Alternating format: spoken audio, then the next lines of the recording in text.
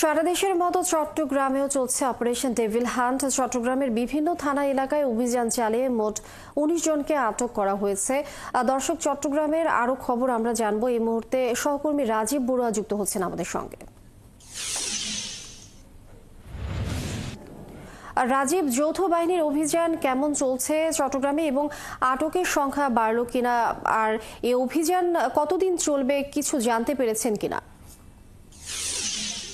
লেনিয়াম, এই যৌথ বাহিনীর এই অভিযানটি আসলে চট্টগ্রামে কয়েক মাস ধরেই চলছে। তো শনিবার গাজীপুরের এই ঘটনার পরেই এটি আসলে নতুন করে আবার রূপ পেয়েছে অপারেশন ডেভিল হান্ট নামে। কিন্তু তার আগে থেকেই আমরা দেখছি চট্টগ্রামে যে যৌথ বাহিনী, সেই যৌথ বাহিনীর অভিযানটি আসলে চলমান আছে। এবং আমরা বিগত সময়ে বৈষম্য বিরোধী আন্দোলনের সময় যেসব নেতা কর্মীদের উপর আসলে আন্দোলন সময় হামলা হয়েছিল, সেই হামলার ঘটনার পর থেকে যাদের নামে মামলা হয়েছে, সে আওয়ামী লীগ, ছাত্রলীগ, যুবলীগ, যাদের যেসব নেতৃবৃন্দের নামে হামলা হয়েছে, সেসব নেতৃবৃন্দ কিন্তু গ্রেপ্তার করা হচ্ছে। তবে গত ২৪ ঘন্টায় এই অপারেশন ডেভিল হান্টের এই অভিযানে ১৯ জনকে আটক করা হয়েছে। এর মধ্যে সাবেক কাউন্সিলর রেখা আলম, তিনিও আছেন। কিন্তু তার আগে গত ৩ দিন ধরে প্রায় ৭৬ জনকে কিন্তু আটক করেছে এই যৌথ বাহিনী। এবং আমরা দেখছি যে এই যৌথ বাহিনীর যে অভিযান, সেটি কিন্তু আসলে চলমান আছে। এবং এখানকার যারা আইন শৃঙ্খলা পরিস্থিতি নিয়ন্ত্রণে কেন্দ্রের পুলিশ বলছে যে তারা সবসময় সতর্ক আছেন। তবে বিশেষ করে শনিবারের ঘটনার পর থেকে কিন্তু তাদের তৎপরতা বেড়েছে। এবং আমরা দেখেছি বিভিন্ন রাস্তায় রাস্তায় তাদের টহল জোরদার করেছে এবং বিভিন্ন গুরুত্বপূর্ণ মোড়গুলোতে তারা চেকপোস্ট বসিয়েছে। আর এর বাইরে সেনাবাহিনী সহ তাদের যে অভিযান, সেটি আসলে চলমান রয়েছে।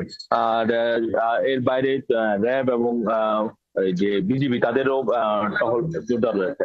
এবং যাদেরকে আসলে আটক করা হয়েছে, তাদেরকে সন্ত্রাস দমন আইনে তাদেরকে বিভিন্ন থানায় তাদের নামে মামলা আছে কয়েকটি করে। তো এই মামলার কারণে তাদেরকে গ্রেফতার করা হয়েছে এবং এই ধরনের অভিযান অব্যাহত আছে। তবে শনিবার এই যে গত কয়েকদিন ধরে যে সারা দেশে যে এই ধরনের ঘটনাগুলো হচ্ছে, এতে করে চট্টগ্রামে যারা আসলে সাধারণ নাগরিক, তারা কিছুটা শঙ্কিত। তারা বলছেন যে আসলে এই নৈরাজ্যের সুযোগে আসলে চট্টগ্রামেও কোনো ধরনের এই ধরনের কাজগুলো হয় কিনা, তারা আসলে একটু শঙ্কায় আছেন। তারা বলছেন যে এই কারণে চট্টগ্রামের যে আইন শৃঙ্খলা বাহিনী আছে, সেই আইন শৃঙ্খলা বাহিনীর তারা তৎপর থাকে এবং তাদের